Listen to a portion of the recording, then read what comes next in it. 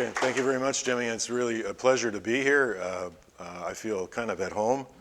I know Nova Scotia's close, so I'd probably be able to even whip over there just to go across the border.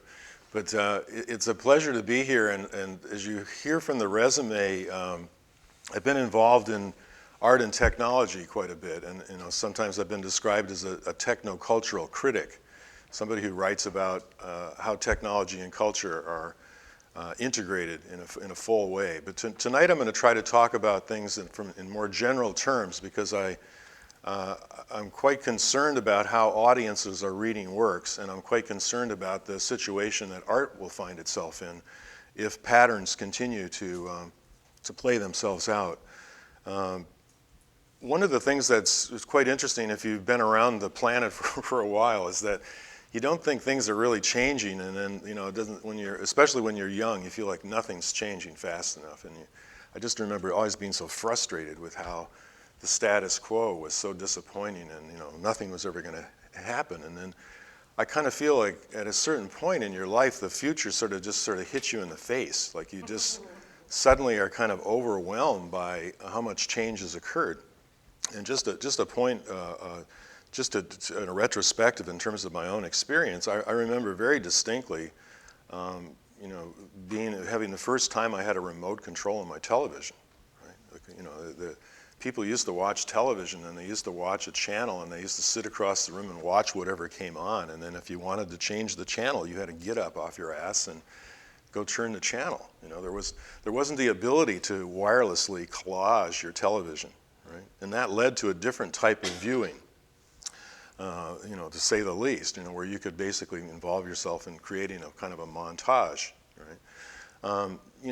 Things have occurred so radically. I remember, dealing with the first email systems in the early '80s, where there was a company called IP Sharp, which was a network for business people, right? And it allowed us to have access to text messaging, right, at the time.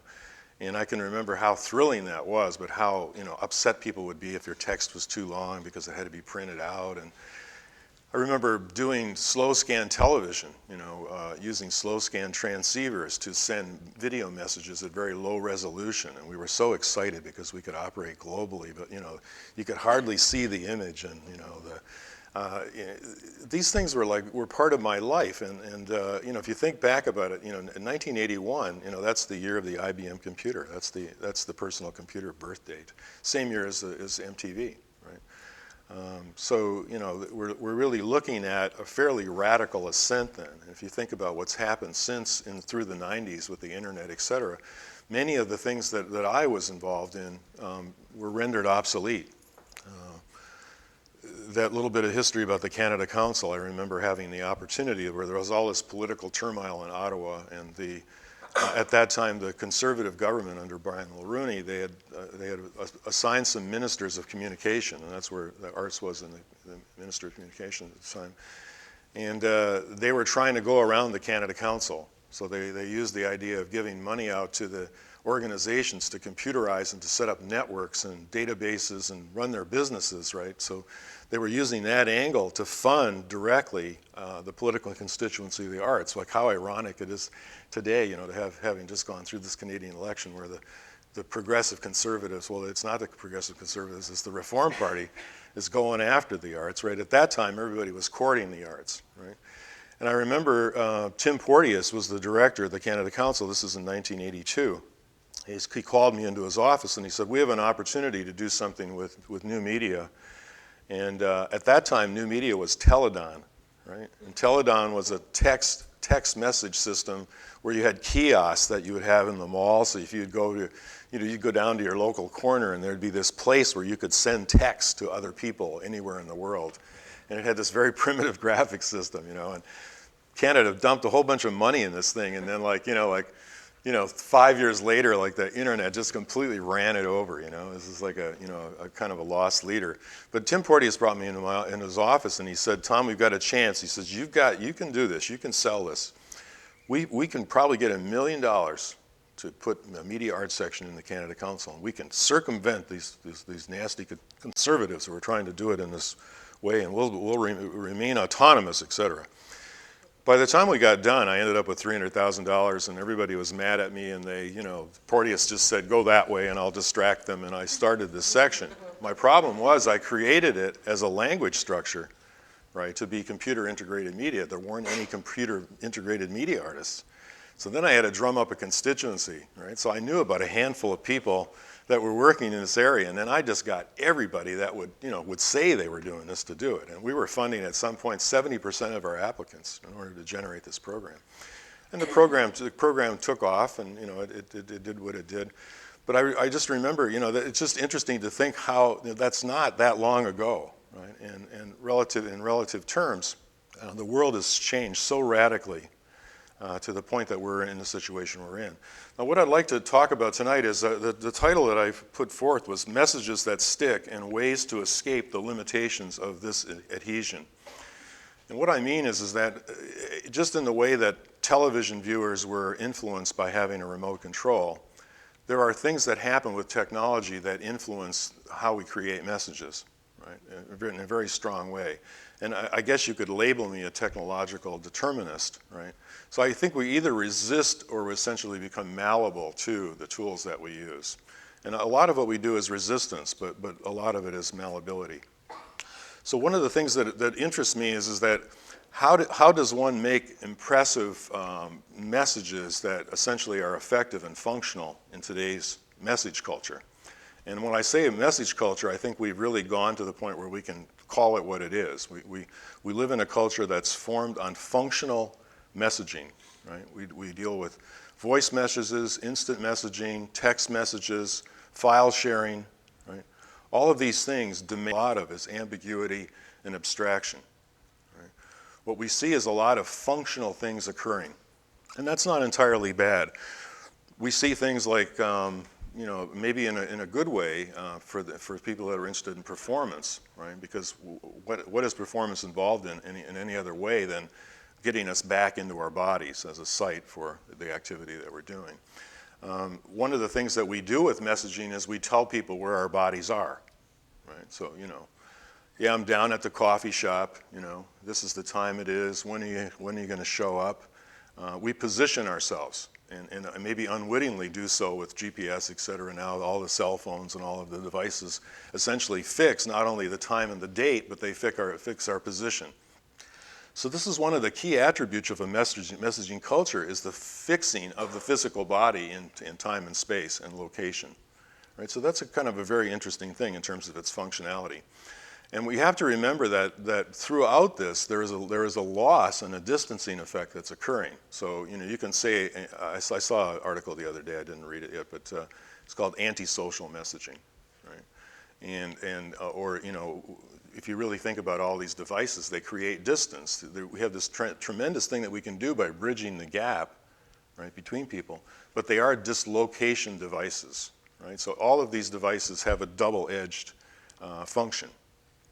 So the thing I'm interested in is, first of all, how do I work as an artist, and how do people work as artists in any media that they choose to work, relative to the audience's expectation for something to occur? In other words, is there something that's clear that could occur, like if you're a painter, is there a painting that you can do that functions well in the midst of messaging, right? In other words, can people be texting while they're looking at your painting quite comfortably, Are they prompted to text after they look at your painting? This is maybe perhaps an odd question, or your sculpture, or anything that you might do. How does it relate to the people who are observing it, and those people are operating with a perforated consciousness? In fact, I would say that consciousness itself is a perforated veil, right, of our awareness of what's happening. So if we have a thing which is called consciousness, which is based on a perception at the moment, and our awareness of the perception, which is our experience, and then our description of the experience, if we deal with it in a phenomenological way, you begin to see that, in fact, we are so constantly interrupted, that we are essentially becoming transceivers. So we are now receiving information, and we're sending at the same time. Classic example, I walk up to one of my students, and just as I walk up, his phone vibrates, he picks up his phone, he's talking to me, he hasn't seen me in a long time, he's really happy to see me, he's texting as he's talking to me, right? Multitasking. right? It's an inability to have deep experiences, but to have experiences in multiple places and multiple times. So that's kind of an interesting thing, this idea of adopting the position of being a transceiver. So for the longest time in culture, we had separate roles, where we had roles as artists, and then people actually received what we did, and they were not sending messages while they were receiving it. So that's a big change. That's a fundamental change and an interesting change. So this perforation effect is so broad in its influence. It's typical, like people, they rent a DVD and they're watching the DVD, and you're sitting watching the DVD with somebody, and they're being interrupted by phone messages, et cetera, and they think nothing of it. People are in theaters and they're checking their texts, right? They've got their ringers up, they're checking their texts. So we have a different type of attention that we're working on. And that's going to affect a situation where we're putting forth works of art, or we're putting out messages with a capital M, right? We're putting up things that we worked on in the studio for a long time, and we edited and we thought a lot about it, right? And then we put it out for people to view. Those people are not going to obviously put the same time in to coding those messages, but now they're coming with this perforated sense of attention, right? And that's a radical new environment that probably demands a certain functionality in terms of how we approach those audiences. Now, I would say that we can make some analogies, and one of the analogies that I like to make that's maybe perhaps kind of strange is that I've always been interested in the fact that when you see animal species in situations, there's usually a great deal of instability, especially when we watch, if we go out in the back of this campus here and we watch bird life here, there's a certain amount of activity here which is different than we're out in the forest. And what birds do and what species do in a relatively chaotic environment, right, is they operate redundantly, right, and they don't do small talk. They don't talk about the weather. They say essential things, functional things. They say things like, I've got a really great bush. I love my bush. I love my place, my tree. It's the best address. I really like where I am. Early in the morning, late at night, they say that. And they say, I got a really great bush. Do you want to come over and have some sex? Over and over and over and over again. Very important message.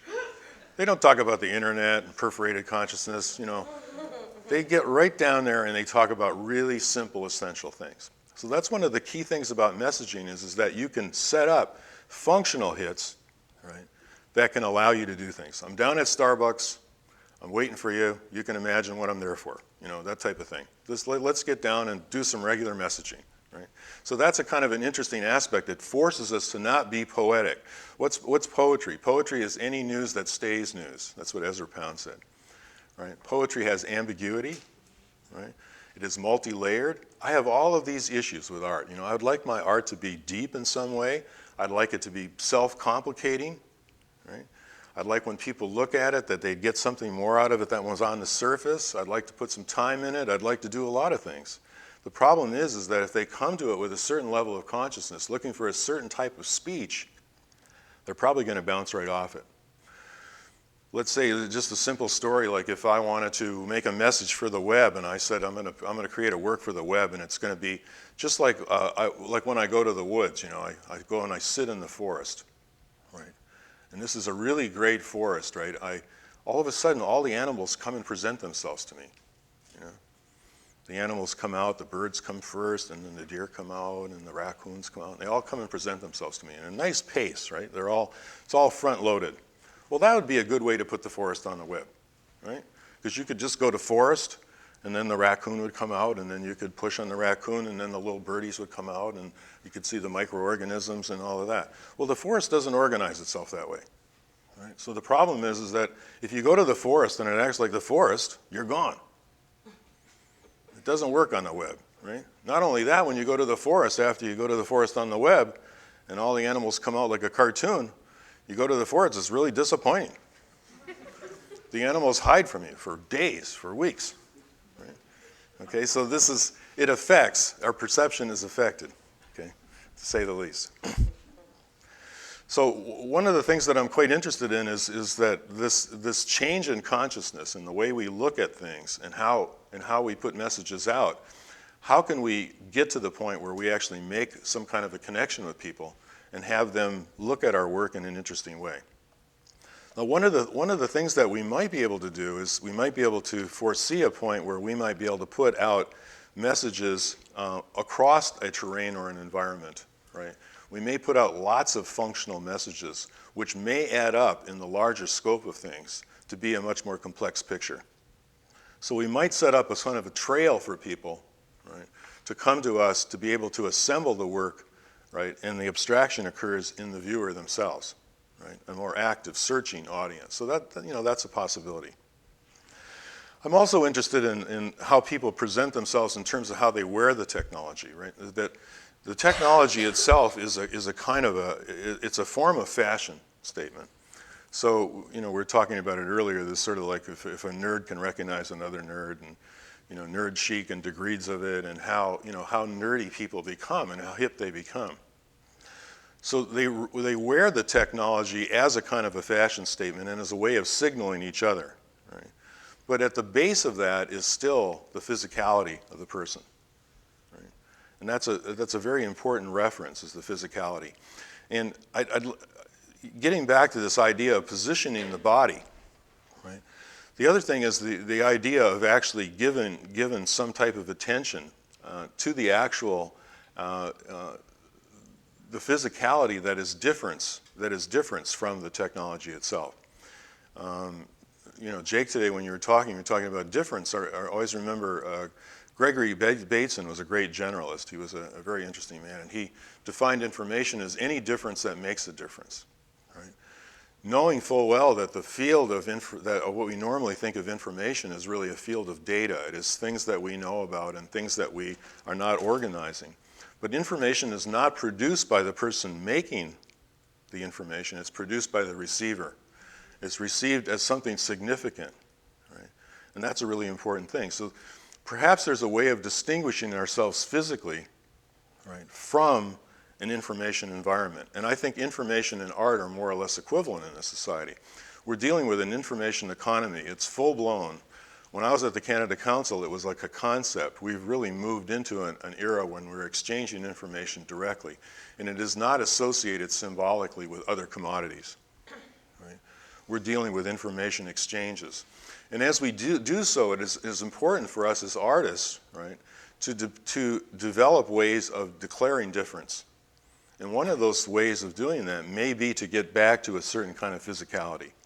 And may get back to a sort of a stripped down version of the nerd, right? Maybe the nerd without the, you know, without the machine, without wearing the machine. So that's a possibility.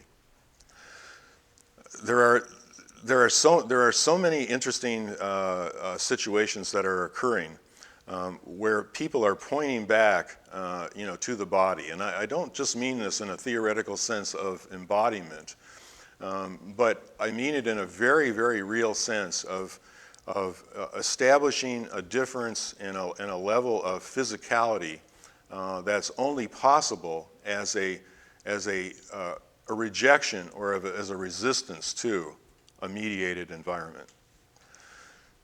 The physical body is really the most important place in the universe for any individual creature. Right? It is essentially the beginning of the universe, and that's like a really a beautiful, whole, and exciting idea. And the physical body still, until there is cloning, right, will be the last original conscious object. It'll be the last manifestation of originality, which is kind of another benchmark. I remember in 1996 being involved in a conference in Austria called the Flesh Factor, and the Pope actually came out and said that cloning was wrong. And the reason that the Pope did that was that they started cloning animals at that time. And of course, it was only a matter of time. But while we still have this original state, right, it is something to consider as being useful and usable in declaring difference. So it's always very important to kind of reestablish one's position and also try to figure out how to make any technological environment that we live in social in an important way again.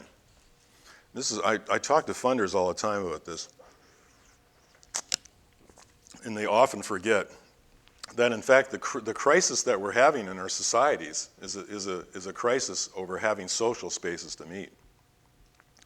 We've become so completely dislocated that we're losing the emphasis on having social situations and physical situations where people can use old instinctual methods of, smelling people, touching people, shaking hands, exchanging viruses. If you go to international conferences, the really sophisticated people do not shake your hand, right? Because they only have regional immunity, right? But this is a constant thing, is a return to the body. One of the things that I like to try to do is I like to try to think about how this has worked historically. And we're in a very interesting position in time because historically we have created a postmodern condition, which is now essentially, we talk about postmodernity, right, which is kind of interesting. And so if we just reflect on that, there are a couple of people that I'd like to bring up that actually important, prominent artists that had some very interesting attitudes and maybe saw some things that we now recognize as reality, but they did so in the past. The general, there's many different versions of postmodernity, but I see it as a technological condition, right? So around, the early 60s, there was an art that was separate from life, that was involved in advertising, et cetera, and there was a technological domain that was getting very, very heavy and very, very active. And art had defined itself in terms of modernism as art that was dealing with its own physicality and its separateness from the life of the larger culture. And there was a kind of an implosion. So, the myth would go in like the, early 60s in England and the United States and Canada, et cetera. There was just the inability to keep out advertising, right, from the art scope. And what happened is that there was a giant implosion, right? So it was no longer possible to keep art and advertising separate. And when that implosion occurred, there was a great, like the universe was born in a way. And we've seen this implosion cause a chaotic condition for 5 decades now. And that was, basically anything could be art and anyone could be an artist. And there was tremendous freedom in this. And everybody's tried to figure out how to reassemble that. But essentially that implosion was so profound, right? If you also remember, if you reflect on that, you look at early films, et cetera, from that period of time, mid-20th century, advertising was actually just regurgitating art history. And that's a beautiful thing, too, when you look at advertising as the history of art and you see all of the things that were used in it. And then as that implosion occurred, I think there really was a kind of a vacuum created after 5 decades. And at the turn of the millennial period, there was a sort of a second implosion. And there was an even more disruptive condition, which is the condition we live in, and it's the millennial condition. And given that we are in a millennial period, it's very interesting to think about, what is the significant acts within this condition as we're in this sort of turbulent, sea of fragmented strips of perforated things, and culture and art really mix totally haphazardly. And really, like if you think about individual art careers, you want to be in like institutions that give you some power, right? You want an institutional sanction. You want to have the ability to function on a day-to-day with people from a broad spectrum of life that's transgenerational. You want to be functional within your community.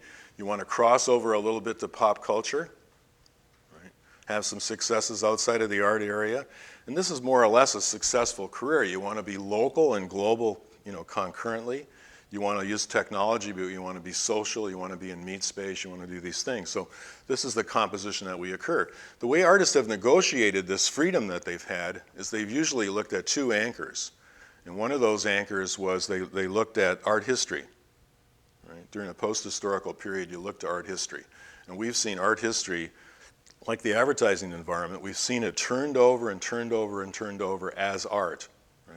The other thing we looked at is the tropes from popular culture, right? So we saw people looking at the formulas of popular culture as another period.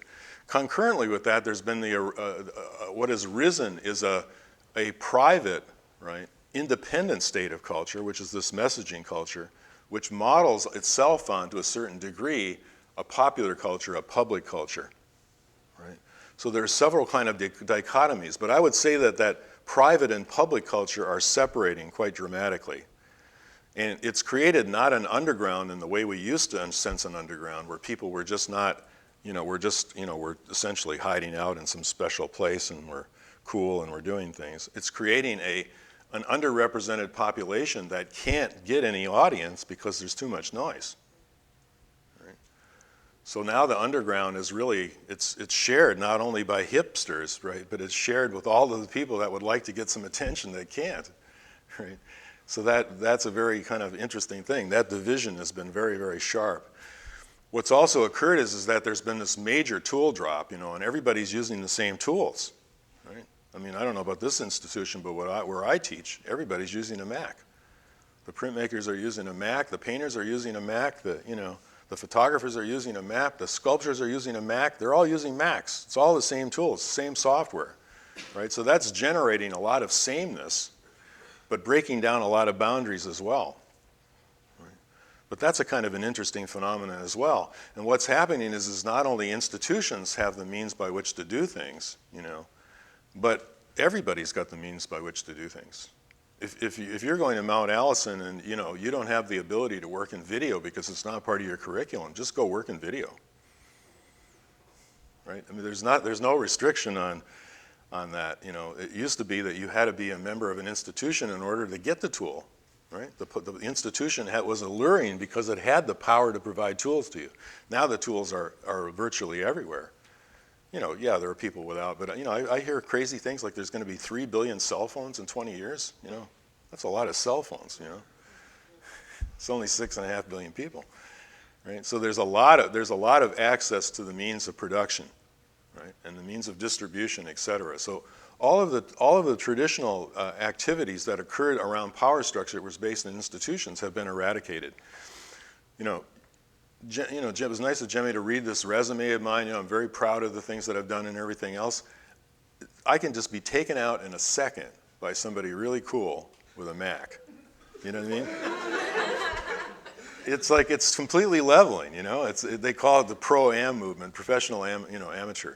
Think about these technologies. The Japanese had this crazy idea in early 1980s that they would build prosumer technology, Somi, They would make a video recorder that was so cool you could make like television with it. You could not only watch television on your VCR, you could make television, right? And they completely succeeded. I mean, these tools are so far in advance of what we even imagined in 1981. Right? Now they're reality. So it's a tremendously harsh competitive environment, which is like really exciting, but it's impossible generationally to have a reputation and maintain it. Right? And that's really one of the most exciting things to me, is to get together with a group of people and to make work with people from all different groups of people, generationally, experience-wise, institutionally, and make things together, right, and learn from each other and express difference. That's like a really incredible thing. But it's just completely a radical situation. Museums, universities, families, religions, every situation has been perforated completely. Right? We have boundaries that are broken down all over the place, right? Almost a complete disorder. So in a way, what we really have to do is we have to go back to a certain kind of functionality. And that's why I say, in a way, I think that I would say characteristically that the idea of performing, of embodying one's work, right, in the last original object, that I know of, is one of the kind of empowerments for making performance-based work. In a way, it's come sort of full circle, and it has tremendous meaning now. And just the idea of doing something, for instance, that's unmediated. I couldn't even do that here. They hooked me up. I was trying to do it, right? But they hooked me up because, and that's really beautiful, because what that is that it's a live experience. It's a real social experience, but it also is augmented, right? And we create artificial memory and create simultaneity, and this could be going out over the air on the internet, or et cetera. That's okay too. It's a multiplicity, right? Which of course favors multiplexing and thinking like that as well. There's nature out there. Okay. What else do I want to talk about? So given that I've written several articles recently that have led me to this path towards trying to understand why certain of my messages work and why certain of them fail, right, in the environment that I'm in, but also thinking, always trying to think ahead on how to make these messages not fit within the culture. What do we know about messaging today? We know that messaging has to be short, it has to be brief, it has to be direct, right? You shouldn't do a talk like I'm doing. You should tell everybody what you're doing in the first 5 lines, because they're probably gone after that. Right? They say that about texting on, on a blog or whatever. People can only read a certain amount of time. They say that neurophysically, our brains are plastic, right? And what's happening is the process of dealing with messaging technology is making us incapable of paying attention. I don't know about you, but I can't read a novel anymore. I just don't have the 50 pages in me to figure out what they're doing, right? I used to be able to just say, hey, the first 50 pages, I'm going to have to work a little bit, and once I hit the stream, it's going to go like crazy. I can't get through the 50 pages. Right? It's because my brain has changed because of the way I'm using it. Right? Almost all my reading occurs on a screen. Right? So, that plasticity is changing. So what do we got to do? We got to do things that are extreme. Right? If you look at vernacular communication, what goes viral? Well, it's like cute. It's like it's got to be so sweet it makes your teeth rot. Right?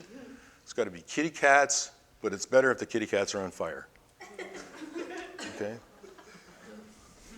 Sorry about that. But it's true. We're into sort of a disaster mode, right? We're storm chasers, etc. So what do the arts do with that, right? With that messaging? They go for exclusivity, right? So in the face of that, they create difference in themselves, which is, a questionable thing. So what they might do is they might take a situation where they look at vernacular culture and the way it's broken up and the way it's done, and they might say, well, we're going to do something quite different with that. We're going to work with video projection in slow motion. It's going to be a projector that's going to light the wall on fire. That's going to make it really a religious experience because nobody's seen projection that hot. We're going to make it so you can't touch it. We're going to secularize it and make it into something which is different than the broader message culture. So what the avant-garde has done, which is completely different than an idea of the avant-garde has said, in fact, we're going to turn our back on the mode of communication that's functional, and we're going to make dysfunctional communication under the authority of the institution. It's a simple structure. I'll do it. If an institution will invite me, I'll make dysfunctional communication, and I'll make it beautiful, right? And I think there's a place for it.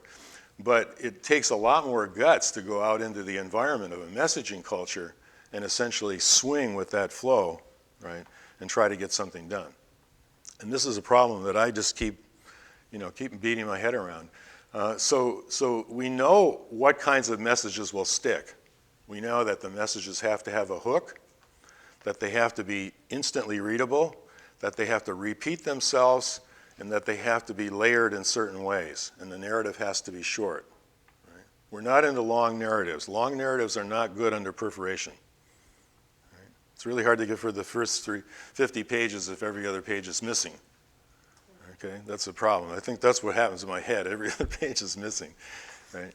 What did McLuhan used to say, that to read a book, they're all so redundant, all you have to do is read the left page. And that's the way he used to read a book. He said everybody else is just wasting your time because there's so much redundancy. Right? But you have to have a lot of redundancy, and the message has to be crisp, direct. It has to have a hook, right? And you can't keep them for very long. Right? So maybe the strategy should be to create a series of these short messages and create a trail or some type of an environment which is navigable by people who are looking for these short messages. Right? But it's kind of interesting because we've grown up, at least under the myth, that we're going to be creating work that's essentially much more layered, as I said. I mean, I have this ideal. I don't know where it came from, but it was beaten into me, from day one. And that is that I would make a work of art that was extreme, not like the Cats on Fire, but it was extreme, it was radical, it was multi-layered, and the more people looked at it, the more complicated it got. It resisted consumption. Right? It was ambiguous. It was ambiguous and it was abstract. Right? And I have that as an ideal. The problem is that people are just they're like flies. They're lighting on it for a minute and then they're leaving. Right? And I see that form of consciousness, essentially being the predominant mode. So if we know what the vernacular attraction is, when I use vernacular, I mean that in the best light. It's the media that the people are making. And in this particular era, we're not seeing culture being driven by the artists. Right? We're seeing culture being driven by all these new producers. Right? It's just fantastic what's occurring, but that's a radical shift. It used to be that art had a function of its extremeness, its radicalness, that it was the driving force of turning the culture, right, and stirring up culture so that it kept moving. Right? But now we see the culture itself moving, right, by itself in this kind of tsunami of production, which is conservative, right, and which still follows broadcast modes, right, but it's its own force, you know, and it's really quite incredible. So that's an interesting phenomenon for artists. Now, the other function that art could have, and maybe that's what I do the impregnable video installation, you know, in the institution, is maybe I'm operating in a conservative way, which is also what art has done traditionally. And, you know, God knows we don't need much more change outside, you know. I don't know if you know, but I don't think people want to see people standing on their heads as artists today because of what's happening with the financial markets, you know, the uncertainty that's brewing in the culture. You know, where do we go? All the infections that people are getting. You know, in Thunder Bay, they got bacteria that nobody's ever seen before that are, you know, killing people like crazy, and nobody's talking about it. And, you know, all the hospitals are full of germs, and, you know, tuberculosis is back, the bubonic plague's back. You know, there's lots of threats out there, you know. You can't eat meat, you know, without dying in Canada. You know, there's, you know, Harvey's. I love the Harvey's occasionally, you know. Somebody got, you know, listeria from Harvey's. I don't even know where it was. I just heard this, you know. It's like there's a lot of uncertainty. So generally speaking, art has been involved in people doing unusual things to stir the culture and to create instability. Really, we probably see a greater need for conservative art. Right? When I was at the council, what I recognized from day one I was there is I was in the most conservative sector in the whole economy. Right? There was so much redundancy that it was, you know, art was a tremendously conservative force. And maybe, you know, maybe that's the infallibility about my argument about going back to the body. Maybe it's just like, you know, retrenching to the point of, you know, complete conservatism. I don't know. But I know that these are things that I think about.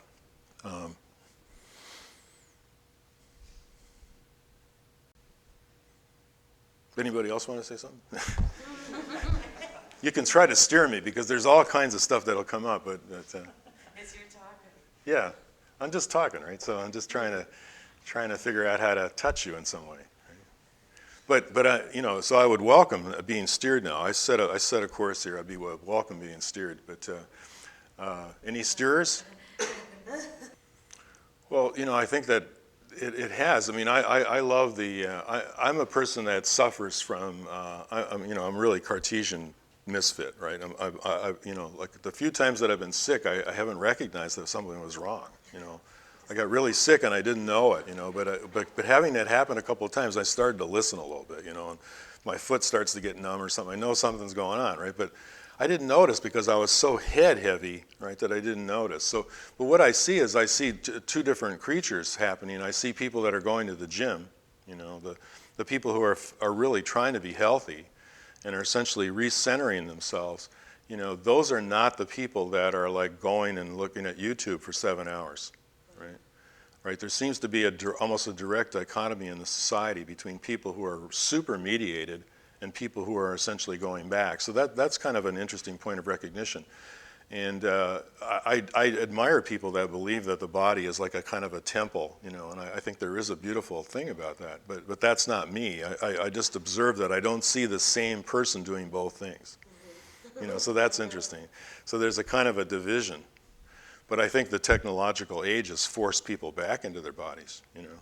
I think quite stunningly, you know, and I think importantly. But also there's so many threats around, you know, you really have to take care of yourself, you know. The best thing to do is to run yourself down, by the way, completely, you know, because your immune system is your biggest enemy today, you know.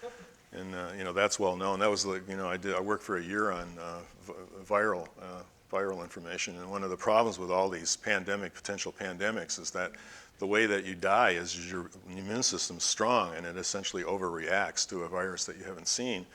and then it takes you out. So the worst thing you can be is like young and healthy. So if you're young, you want to like run yourself down completely, you know. Don't eat really good food, you know, just don't take care of yourself, because if a new avian strain comes down, like that pond's loaded with avian virus. It's just like, I was down at that pond today and I kept running up to these women, you know, with their children. Do not feed the swans. They are infected. They are the first to go.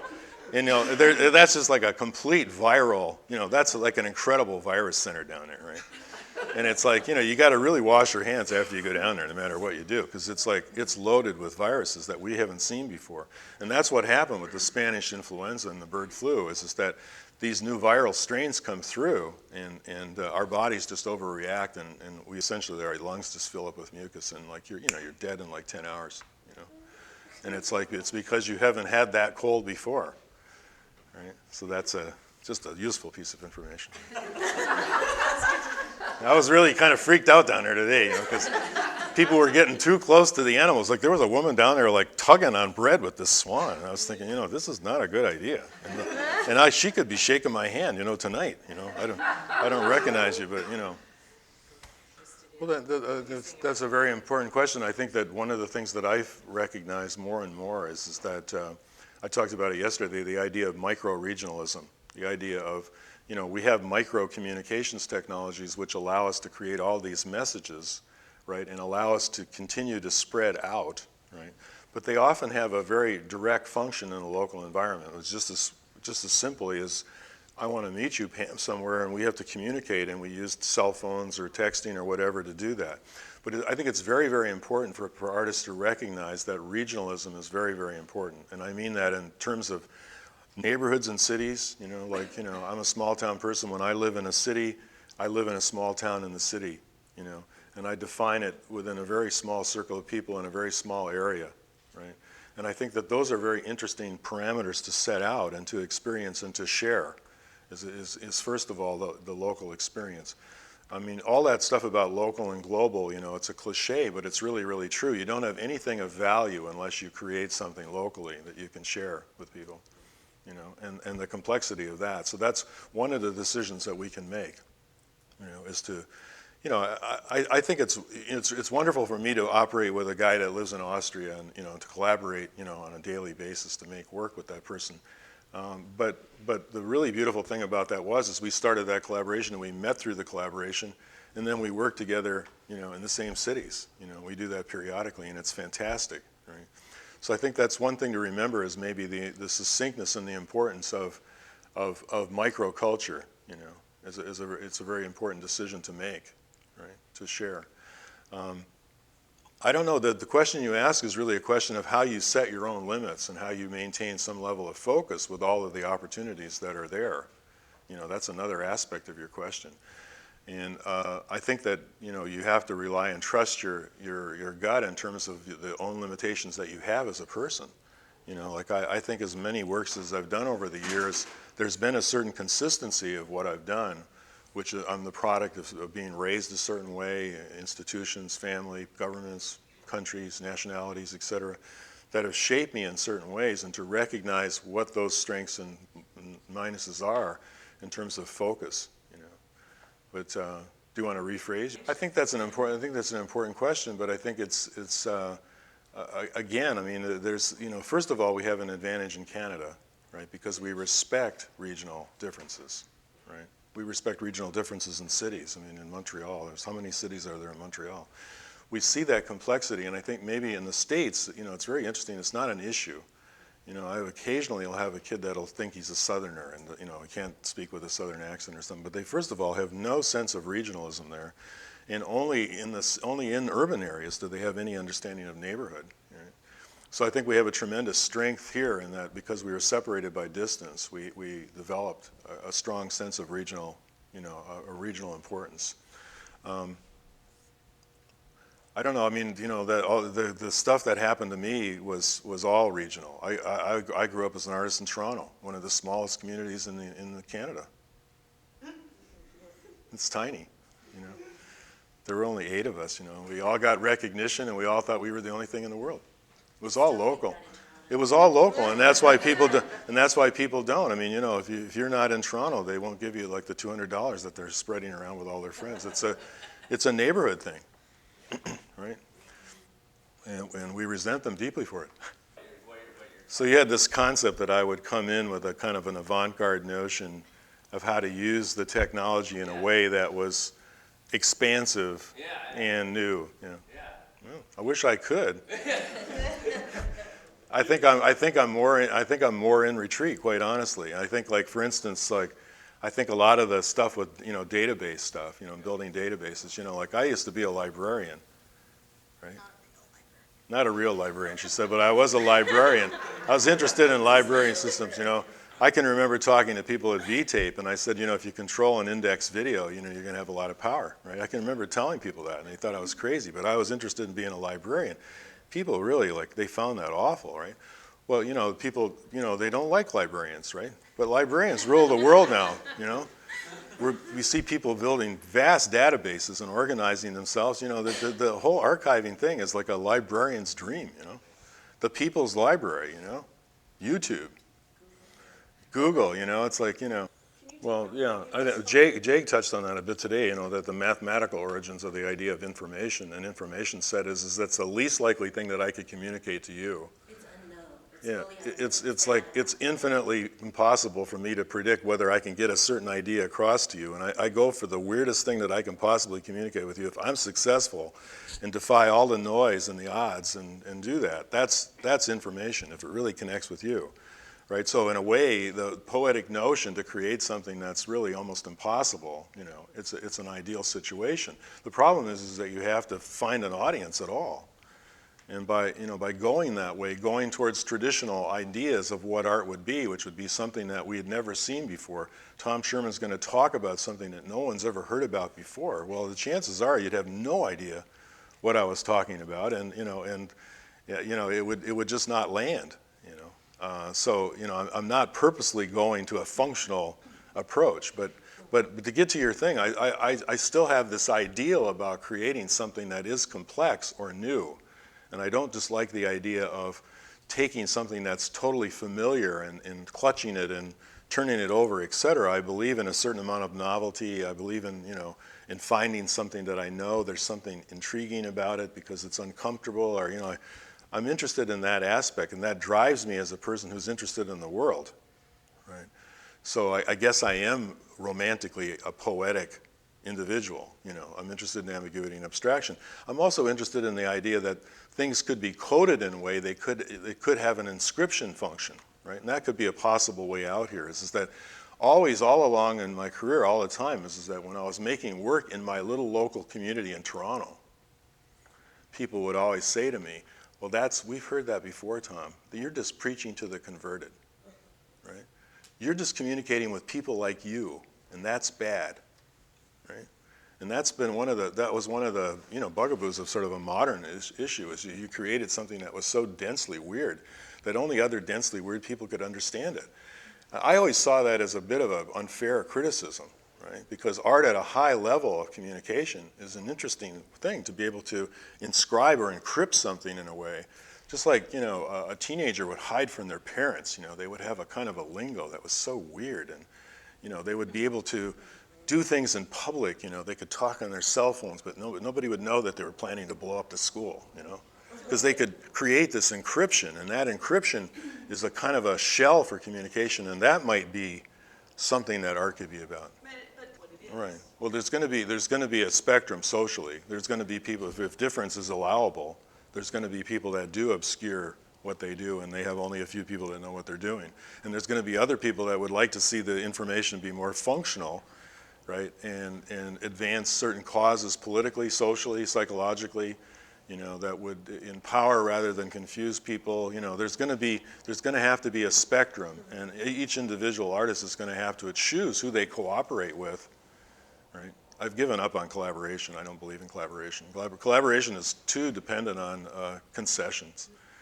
Cooperation is, I'm an only child, right? So I always played in parallel, right? I'd love to play with people. I had to have kids over, but I didn't want to play with them. I wanted to play alongside them, And I think that's one of the things that the whole culture is involved in right now. As people have been dislocated from the society, I think they're better at cooperating with each other, right?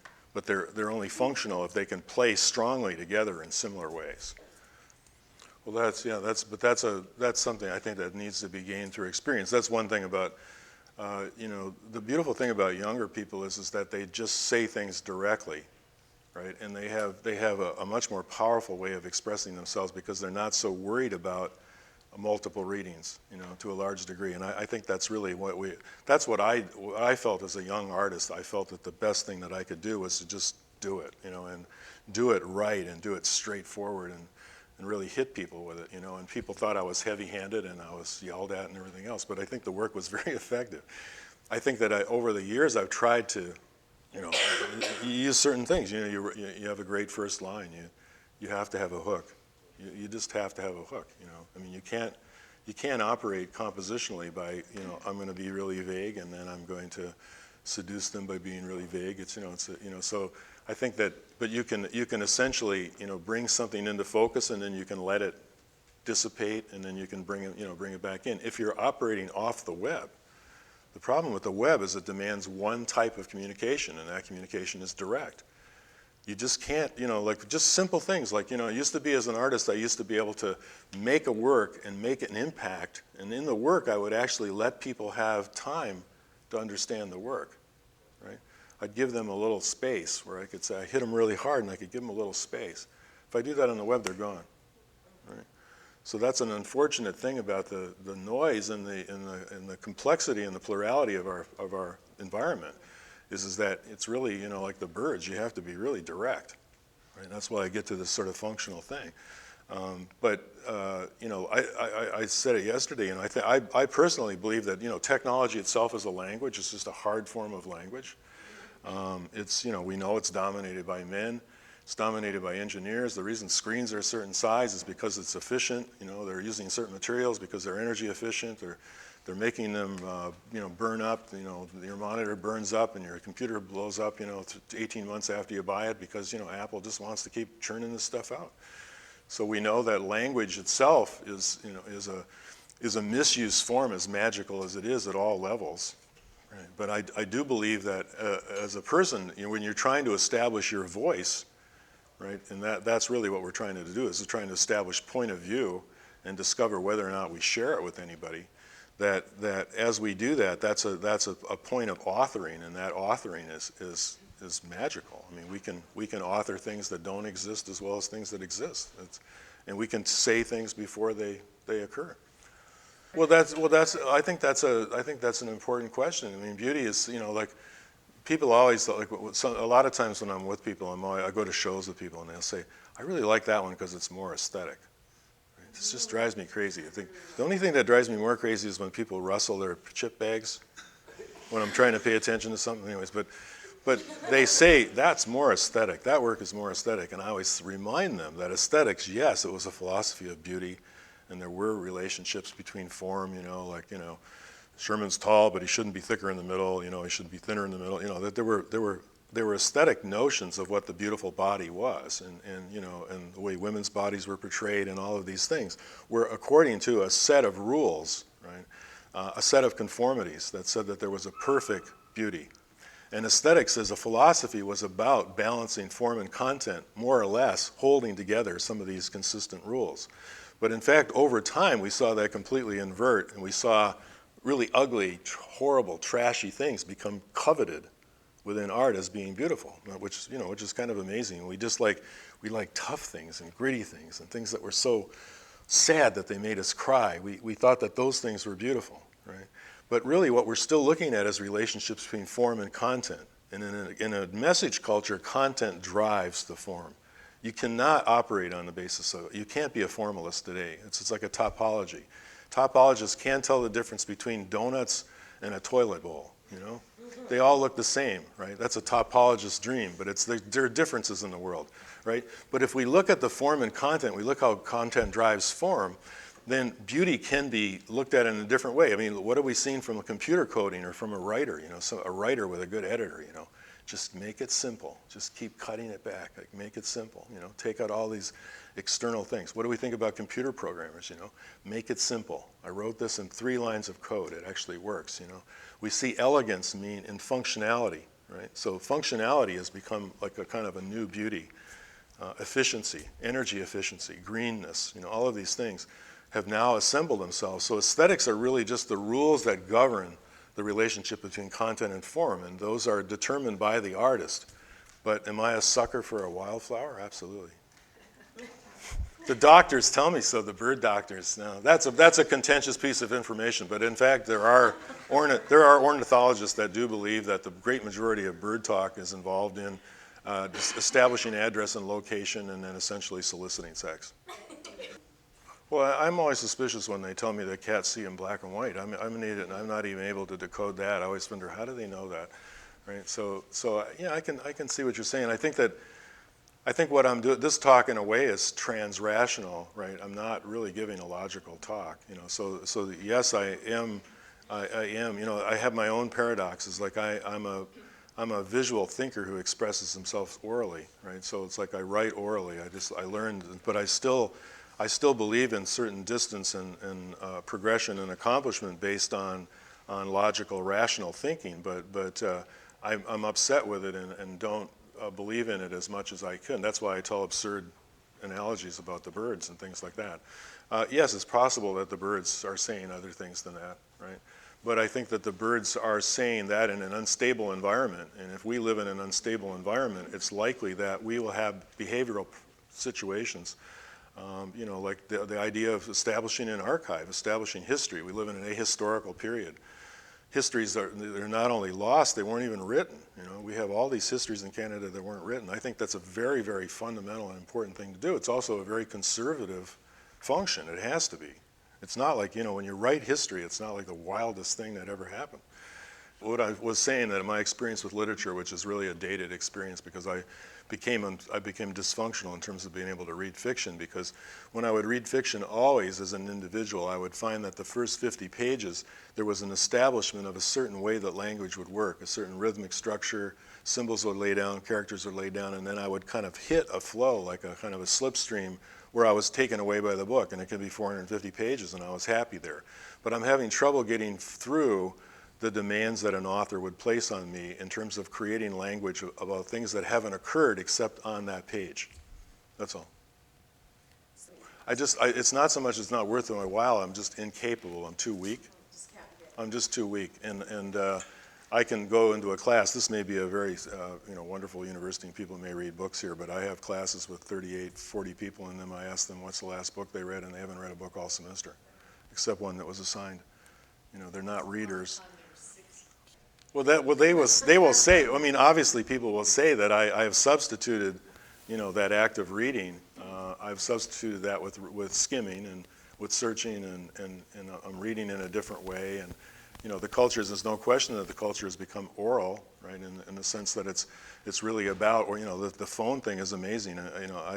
I'm just astounded with the saturation of cell phone technology in the States because the rates are lower. It's like 100% now. It's like crazy. People that can't afford anything else have a cell phone and are on it constantly talking.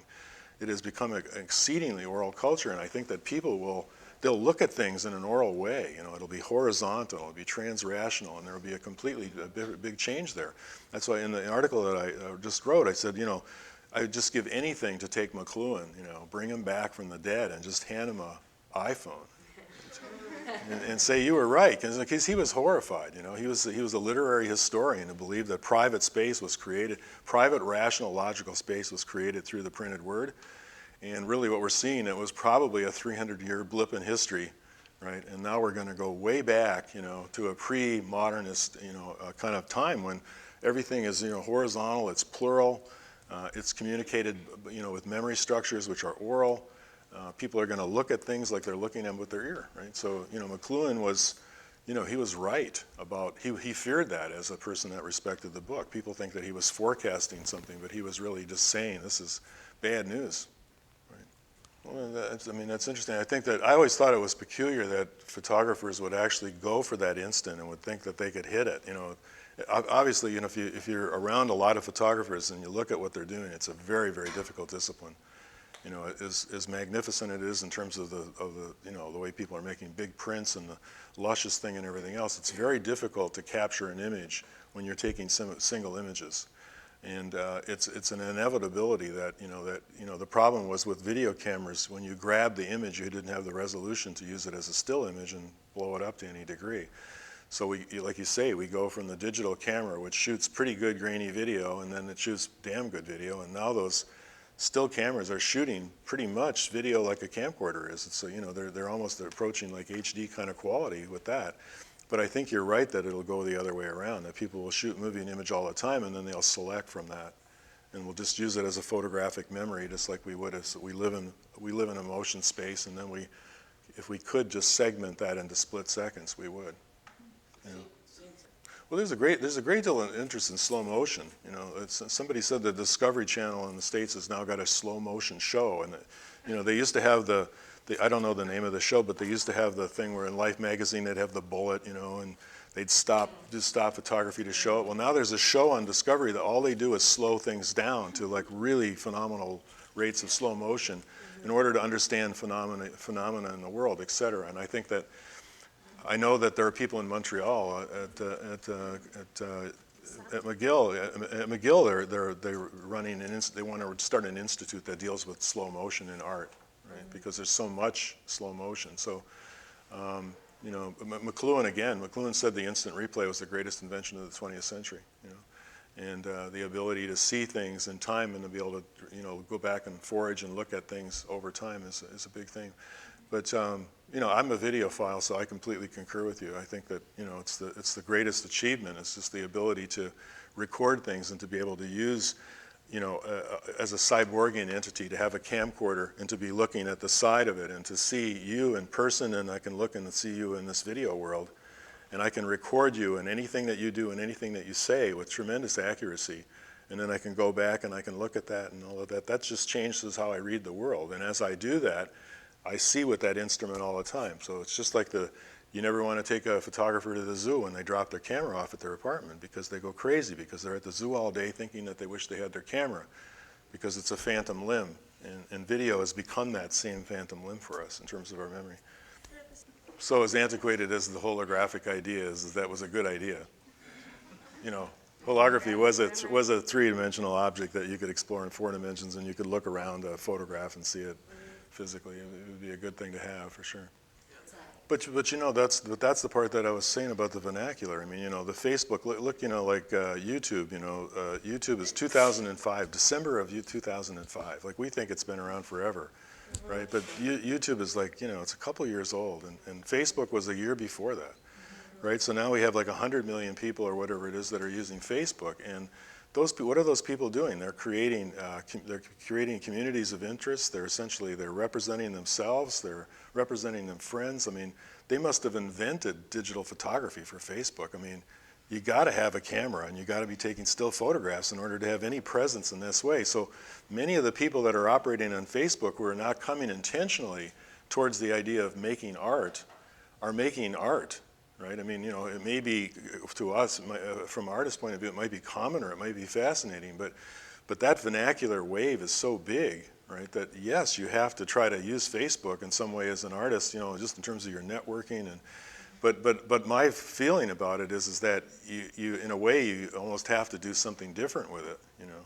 And then, of course, the format is the problem, you know, because anytime any social formatting it creates commonality. So, you know, you're going to work with still images, you can work with video clips that can't be too long, you know, you can do this, but if you have too many people, if you're signaling this for a show, they kick you off because, you know, they want it to, you know, all of that stuff. So there's a kind of conformity that's built into it, but the vernacular use is astounding, and that's, you know, professional amateur. I mean, people, you know, I have 3,000 friends and they update their photograph every day. I mean, it's astounding. And yeah, many times a day, and they check it constantly, and they actually lead regular lives, and they do this at work, and apparently don't get fired. You know, it's just amazing. You can usually tell, like when people are doing this stuff, if they're designers, they're the worst, right? Because they have the computer on all the time. So they're thinking, it's the hot cup of coffee theory of design. If you can't solve it, just go out and get a coffee and it'll immediately become clear.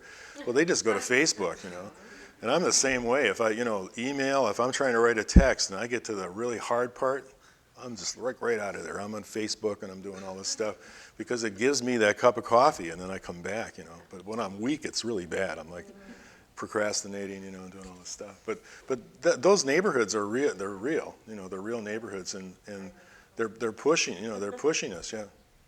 Well, I don't know. The history thing is that's a very interesting question. But try to use a contemporary way of thinking to describe. I mean, histories are rewritten constantly, right? As we know. And it's possible to write, an original history through documents and evidence that you find. Whether or not people are able to understand or read history from a point of view. I always remember knowing historians that when they would have their students write papers, and it would be historic papers, and they say, well, okay, now this is good, but now make it more boring, right? Which meant that you had to slow the reader down by referencing. And a real historian will reference a sentence like 3 times. It'll be tied down to a tremendous amount of evidence, right? And that's not a way that we are very comfortable with reading. So that type of history, the real good history, from a historian's point of view, is referenced so dramatically. So in a way, maybe these thinner histories are more translatable. I have found a lot of young people understand history as not a chronological phenomenon, but backwards. Right, that there are people that understand the civil rights movement first, and then they understand the Civil War in some relationship with that. Right, that's a peculiar thing. But I sometimes when I listen to people, they talk and they actually work their way backwards, whereas I think history is generally thought of as a chronological phenomenon. But that may be the only way that we would be able to write in a contemporary language that our history had to be within 75 words because it had to be on Twitter or whatever. If there were conditions of expression that the normalcy was brevity and high impact, and we may have to write the history in reverse in order to to build up gradually to those 50 pages that Tom Sherman can't read. I mean, I use myself as a victim, but I hope that I have company. Yeah. No, I'm hoping that I'm hitting some notes. Is Google making us dumber? That was a good article. Yeah. That reminds me of Google, that one of the things that I talked about in terms of leaving fragments of information around an environment and hoping that the audience for a work may actually be able to search and to compose larger things. There could be, I forgot a whole series of things. The crazy thing is that in the early 60s, there were people like, I say this in this article, Andy Warhol, who was a pretty crazy, bright guy, right? He wrote a novel and published a novel of his telephone answering machines messages that were dictated straight out. It was called A Novel, right, 1968. Right about the same time, he and Joseph Beuys, the German artist, who was the last social romantic, he believed that the German society, if it was going to be functional and whole, that the banker would have to be an artist, that the baker would have to be an artist. Everybody in the society would have to operate at the highest level culturally for the society to be. And how did he do this? He talked about it in ways where he just explored his ignorance with people and documented it and created social sculpture. So there are examples, at least even within the global avant-garde, even in mid-20th century, of people that believe this breakdown between life and art. That there were models. But getting back to it, if people are leaving functional messages around, right, and maybe they're not having their own website, but they have a presence in a lot of websites, but that they create a kind of a mystery novel out of their own functional messages, right? It may be possible that there are 3 organizations that could give us an understanding: CSIS, the CIA, right, and Google. And they're working on all this ways of tying together larger patterns of information. And in fact, audiences that are interested in poetic, ambiguous, abstract structures may in fact be the real avid searchers, right? and that maybe the abstraction is gone from, it's no longer reasonable to create the abstraction yourself and to have people decode what you're saying in a send-receive mode, but to essentially operate in a way that the abstraction and the ambiguity and the poetry is essentially, it's really giving great faith to the audience, you know, which is like maybe foolish, but it's like, it's really interesting, you know, it's very idealistic. Well, it's messaging. I don't think it's, no, I don't think non-mediated communication is dysfunctional at all. I think it works, you know, it works fine. I think that one of the things that may be occurring in your question is that it's interesting to think about operating in a technologically crazy world, you know, a technology-glutted world in a way without technology that is readable. That's kind of interesting, the idea. I mean, what is the typical function is like, you know, you go to a photocopy place and you're swept off your feet and you really got to make like 500 copies of something that's very complicated. You got to collate and everything else. And there's some crazy ass person in there that knows how to run those machines, and they operate like a machine, right? They're just incredible what they've absorbed. They're flesh and blood, but they act just like a photocopy machine, right? I mean, and that sort of mirroring of the technology is quite interesting. And I think, you know, like just like multitasking, you know, I mean, there's been multitaskers in all kinds of societal things. I mean, that's what, you know, women have been great multitaskers always. Men have been always, but they've been useless. You know, they can't. And it's the same thing with painting. You know, it's just like you really, how do you code a painting to be functional with the 50-page idiot or the, you know, or whatever the, you know, this is a real big problem. I really respect people who operate in traditional forms. And whatever they say, like the art should be pluralistic. We should never throw away a single thing, right? Because we got a big job, you know. Should keep every single thing that we had going, right, and keep it going, because it's just like you cannot throw other forms out, you know. As mean as I've been to the painters, I know that they're essential to my survival.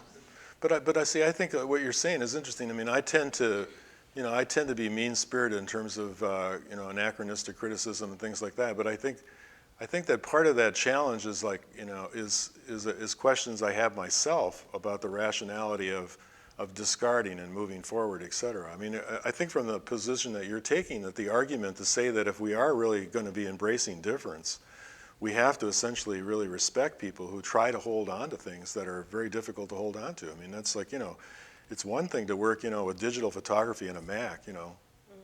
God, I mean, like, you know, if I hear one, you know, person that gets out of graduate school, you know, Tom, I just can't make art anymore. You know, I don't know. I need a teaching job because I just can't. I have to work a real job and I can't make art. And you know, I don't have enough money to print my photographs and everything else. For Christ's sake, you know, if you got the internet and a Mac and a digital camera, there's nothing to keep you from working on. You know, there's no resistance whatsoever. The problem is finding some kind of heat and resistance to actually make it meaningful. You know. You know, but if you're doing something and there's a technology that's, you know, like it's just a minute away from being obsolete and you have to, you know, rebuild a flatbed, you know, because you can't, this is like, it's kind of heroic, so I would support what you're saying. And if I was in your position, I would just argue that you're expressing difference in a way that I can't. Well, what's the Well, I think that the analogy that I would make is that I'm just about to throw out, you know, a couple $100,000 at one time assembly of analog video gear. Right? I got analog video gear that's now worth nothing. That's like, it's still magnificent. And like, you know, when you turn it on, it smells like burning plastic. You know, it's like the old style video, and it's like, it's liquid and it decays when you make the editing. And, you know, I really like a lot of I like the light quality of light that analog gives, et cetera, et cetera. But it is really dysfunctional. And I cannot make messages that I don't have to work really hard to convert them to digital. I lose all the qualities that I once had. You know, there's, you know, the parts are not available for it. You know, at a certain point, to me, it's too much. It's too much work to preserve that to what interest. And yet, I do believe that analogy and analogic technology will essentially rule again, right? Like there's, you know, there's no question. This digital thing is just it's another blip. You know, this is just like the literacy blip. You know, we're analog creatures. We're not digital creatures, right? Our memory is analogic. You know, the only place we ever get anywhere is through analogy, right? And nuance, you know, and subtlety. You know, this is the only way to really go anywhere, right? So, you know, this is a beautiful thing now when people talk about, they say the predominant technology for expression, the predominant mode of expression in the 18th century was the novel, right? In the 19th century. In the 20th century, it was cinema, right? In the 21st century, most betting people would say it would be biologic, right? It would be biology. That we'll have this that we'll have this first 50 years of the 21st century, which will be this simulation era. But all of the language we use, whether it's cloning, it's neuroaesthetics, like all of this stuff is coming on so big in our language sphere, that people will be expressing themselves biologically. I think we will move to a wet, analog space again. But I can't keep my video equipment running, until then. It's just not going to help me, right? I have to say it in different ways.